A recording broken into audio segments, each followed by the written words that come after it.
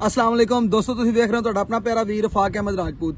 ਅੱਜ ਦੋਸਤੋ ਮੈਂ ਤੁਹਾਨੂੰ ਆਗਾਹ ਕਰਨਾ ਹੈ ਕਿ ਅਕਸਰ ਸਾਡੇ ਟੋਨਾਂ ਦੇ ਅੰਦਰ ਰਹਾਇਸ਼ੀ ਏਰੀਆਜ਼ ਦੇ ਅੰਦਰ ਜਿਹੜੇ ਬਾਹਰ ਪਲਾਟ ਹੁੰਦੇ ਨੇ, ਪਾਰਕਿੰਗ ਏਰੀਆਜ਼ ਹੁੰਦੇ ਨੇ, ਉਹਦੇ ਅੰਦਰ ਬਹੁਤ ਜ਼ਿਆਦਾ ਬੂਟੀਆਂ ਘਾਹ ਵਗੈਰਾ ਉੱਗ ਜਾਂਦਾ ਹੈ, ਜਿਹੜੇ ਕਿ ਏਰੀਏ ਤੁਹਾਡੇ ਮਿਊਨਿਸਪਲ ਕਮੇਟੀ TMA ਦੇ ਏਰੀਏ ਚ ਆਉਂਦੇ ਨੇ, ਜਿਹੜਾ ਸ਼ਹਿਰੀ ਏਰੀਆ ਹੁੰਦਾ ਹੈ।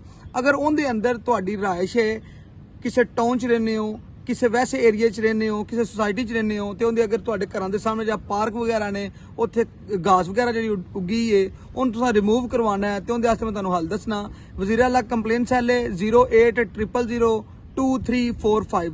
ਉਹਦੇ ਉੱਪਰ ਕਾਲ ਕਰਕੇ ਤੁਸੀਂ ਕੰਪਲੇਨ ਕਰਨੀ ਹੈ ਕਿ ਸਾਡੇ ਘਰ ਦੇ ਅੱਗੇ ਜਿਹੜਾ ਹੈ ਨਾ ਬਹੁਤ ਜ਼ਿਆਦਾ ਜਿਹੜਾ ਹੈ ਨਾ ਬੂਟੀ ਉੱਗ ਚੁੱਕੀ ਹੈ, ਘਾਸ ਉੱਗ ਚੁੱਕਿਆ ਹੈ, ਤੇ ਮਿਊਨਿਸਪਲ ਕਮੇਟੀ ਦੀ ਟੀਮ ਇਸ ਨੂੰ ਕੱਟਣ ਨਹੀਂ ਆ ਰਹੀ, ਕਟਾਈ ਕਰਨ ਨਹੀਂ ਆ ਰਹੀ, ਤੇ ਉਹ ਤੁਹਾਡੀ ਕੰਪਲੇਨ ਰਜਿਸਟਰਡ ਕਰ ਲੈਣਗੇ।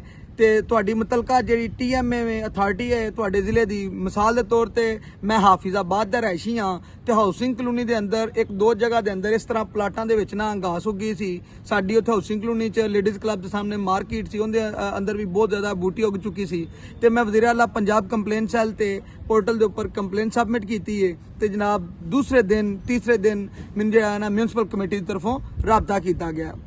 ਬਕਾਇਦਾ ਟੀਮ ਆਈ ਹੈ, ਉਹ ਆਪਣੀ ਮਸ਼ੀਨ ਲੈ ਕੇ ਆਏ ਨੇ, ਪੈਟਰੋਲ ਉਹਨਾਂ ਖੁਦ ਯੂਜ਼ ਕੀਤਾ, ਬਲੇਡ ਉਹਨਾਂ ਖੁਦ ਯੂਜ਼ ਕੀਤੇ ਨੇ, ਉਹਨਾਂ ਪਾਰਕ ਦੀ ਸਫਾਈ ਕਰਕੇ ਦਿੱਤੀ ਹੈ, ਉਹਨਾਂ ਉੱਥੇ ਜਿਹੜਾ ਨਾ ਘਾਸ ਦੀ ਕਟਾਈ ਕਰਕੇ ਦਿੱਤੀ ਹੈ। ਜਿਹੜੇ ਦੋਸਤ ਚਾਹੁੰਦੇ ਨੇ ਕਿ ਇਸ ਤਰ੍ਹਾਂ ਤੁਸੀਂ ਆਪਣੇ ਘਰਾਂ ਦੇ ਪਾਰਕਾਂ ਦੇ ਸਾਹਮਣੇ ਸਫਾਈ ਕਰਵਾ ਸਕੋ, ਤੇ ਇਸ ਕੰਪਲੇਂਟ ਸੈੱਲ ਤੇ ਰਾਬਤਾ ਕਰੋ, ਤੇ ਇਸ ਵੀਡੀਓ ਨੂੰ ਜ਼ਿਆਦਾ ਜ਼ਿਆਦਾ ਸ਼ੇਅਰ ਕਰੋ ਤਾਂ ਕਿ ਇੱਕ ਇਨਫੋਰਮੇਸ਼ਨ ਤਾਂ ਕਿ ਮਜ਼ੀਦ ਦੋਸਤਾਂ ਤੱਕ ਪਹੁੰਚ ਸਕੇ।